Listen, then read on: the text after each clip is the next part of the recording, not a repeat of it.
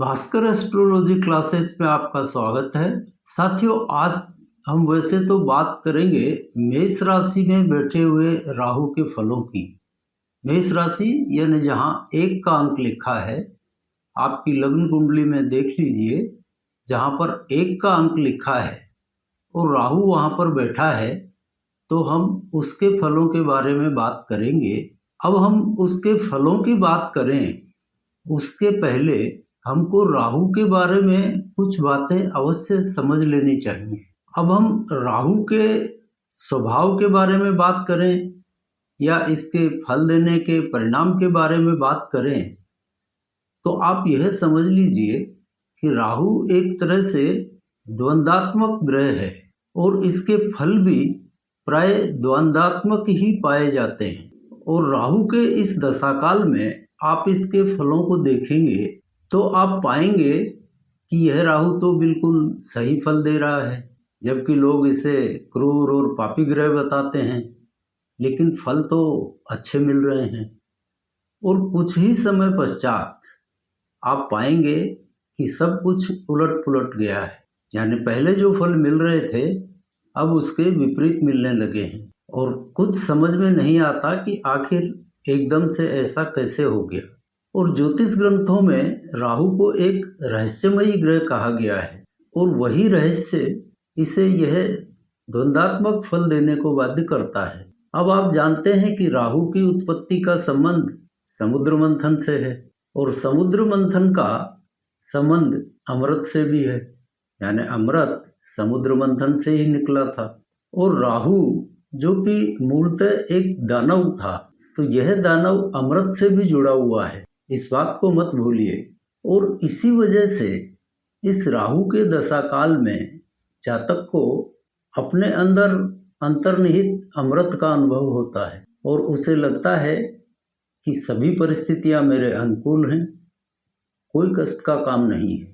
लेकिन आप जानते हैं कि समुद्र मंथन की परिस्थितियां इतनी अनुकूल नहीं थी, बल्कि वो कष्टकारी ही थी। देव और दानव, दो विपरीत ध्रुवों के बीच मिलन और सहयोग से समुद्र मंथन हुआ था। और यही दो विपरीत धाराएं राहु को इस तरह के फल देने को बाध्य करते हैं। वह दानव भी है और इधर अमृत पीकर वह देव भी हो गया, पूजनीय भी हो गया। तो यह द्वंद्वात्मक स्वभाव है राहु का। और इसी वजह से राहु के दशाकाल में जब आपको लग रहा था कि सभी कुछ सही है, परिस्थितियां बिल्कुल अनुकूल हैं, और देखते ही देखते बाद में परिस्थितियां बदल गई, उसके विपरीत हो गई, सब कुछ उलट पुलट गया। और उसका कारण यह है कि यह राहु जातक को सुख साधनों यानी भौतिकता की तरफ धकेलता है। चाहे जैसे भी हो, छल बल, यानी जो स्वरभानु राक्षस था,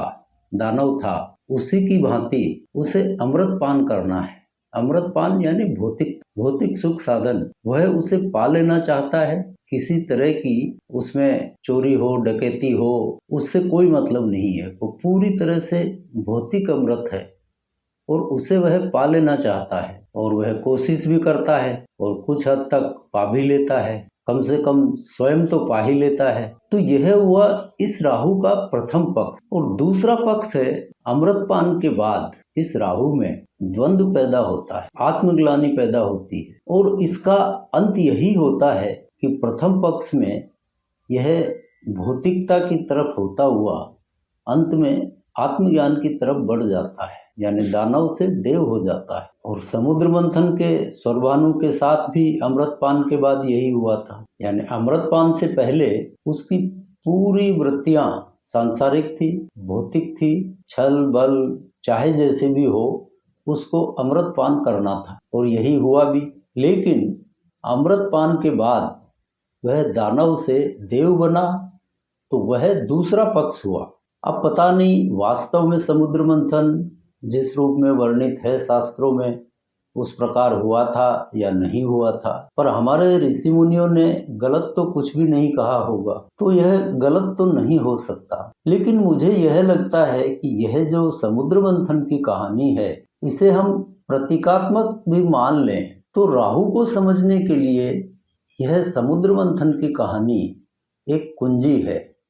यदि आपने इसको समझ लिया तो आप राहु को पूरी तरह से समझ जाएंगे। और आपने अनुभव किया होगा कि राहु की दशा हर जातक को अच्छे और बुरे या अच्छे दोनों तरह के फल देती है। मात्रा कम ज्यादा हो सकती है और इसका कारण भी यही द्वंद्व है जो यह राहु पैदा करता है। तो आइए अब आज हम बात करते हैं कि मेष राशि में बैठकर राहु अपने दशाकाल में क्या परिणाम देगा, क्या फल देगा। मेष राशि में बैठकर राहु जातक को थोड़ा जिद्दी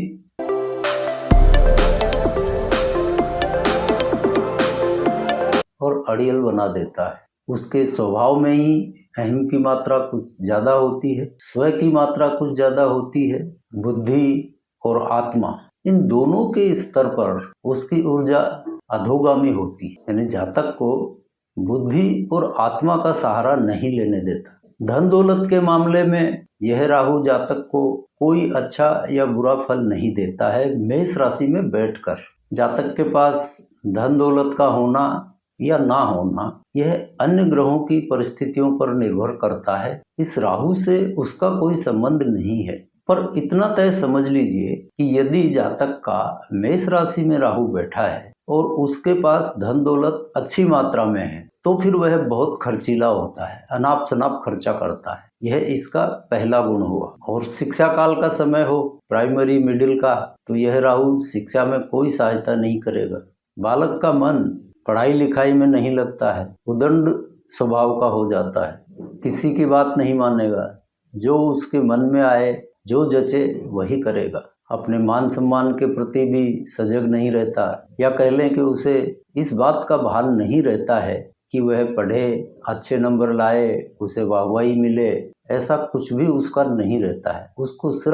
उसे सिर्फ अपने मन की करनी रहती है। अब यदि मान लीजिए जातक का जन्म आद्रा, स्वाति या सतविसा नक्षत्र का है तो यही राहु नक्षत्र स्वामी भी होगा। और यह नक्षत्र स्वामी हुआ तो यह जातक के व्यक्तित्व को प्रभावी नहीं होने देता है। संतान के मामले में भी कोई अच्छे फल नहीं देता है। नक्षत्र स्वामी होने की स्थिति में यह राहु जातक के दिमाग में अनर्गल फालतू के विचारों का प्रभाव बढ़ा देता है और जातक सही दिशा में अपनी सकारात्मक शक्तियों का उपयोग नहीं कर पाता है। कुल मिलाकर इसका प्रभाव यह होता है कि जातक में पूरी तरह से भौतिकता के प्रति रुझान बढ़ जाता है। वह सब कुछ भौतिक रूप से जो विद्यमान है, सुख सुविधाएं, वो पा लेना चाहता है और इसी में उलझकर अपनी नींद भी खराब कर लेता है। नींद नहीं आएगी इसको, जागता रहेगा रात भर।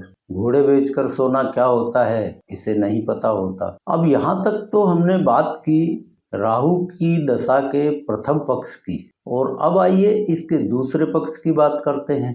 अब प्रथम पक्ष में तो जातक ने अपनी मनमानी पूरी कर ली, जैसा उसने चाहा वैसा कर लिया। अब दूसरे पक्ष में प्रवेश करते ही यह राहु जातक को उसके अभी तक किए गए कार्यों का अवलोकन करवाता है, यानी उसने अभी तक जो काम किए हैं उन सब पर विचार करने को विवश कर देता है। और यही दूसरा पक्ष अमृत पान करने के बाद वाली स्थिति का है, यानी प्रथम पक्ष के फल आपने देख लिए, दूसरे पक्ष में यह उस स्थिति में पहुंचाता है जो कि अमृत पान के बाद स्वर्भानु के साथ हुआ था। पहले दानव था, फिर देव हो गया, और इसी पैटर्न पर इसके फल भी मिलते हैं। यानी प्रथम पक्ष में स्वर्भानु की भौतिक इच्छा अमृत पान करने की, वह कर लिया।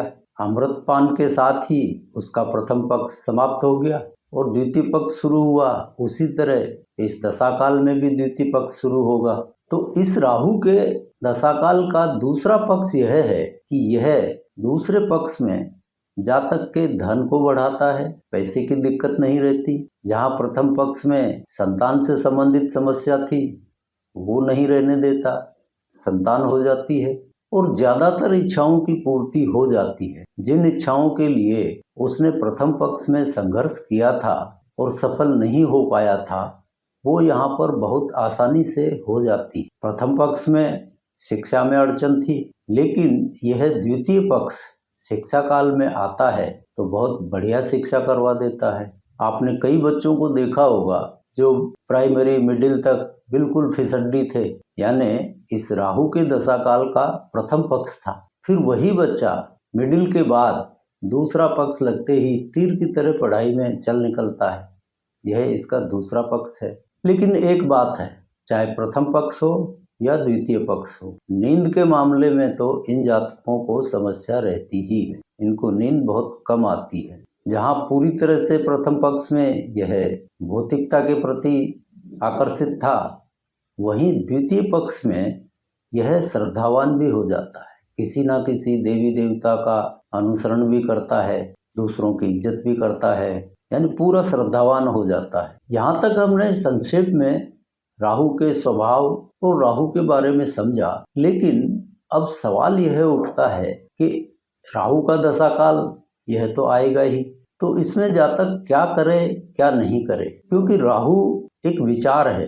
राहु कोई ग्रह तो है नहीं, छाया ग्रह कहा गया है। तो ये जो विचार है यही राहु है। अब इस राहु के दशा वर्षों को देखें तो 18 साल का दशा काल होता है।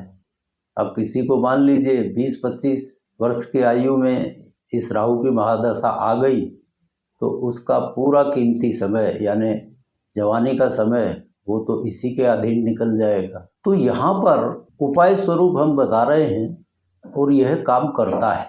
आप करके देखिए, यह काम करता है।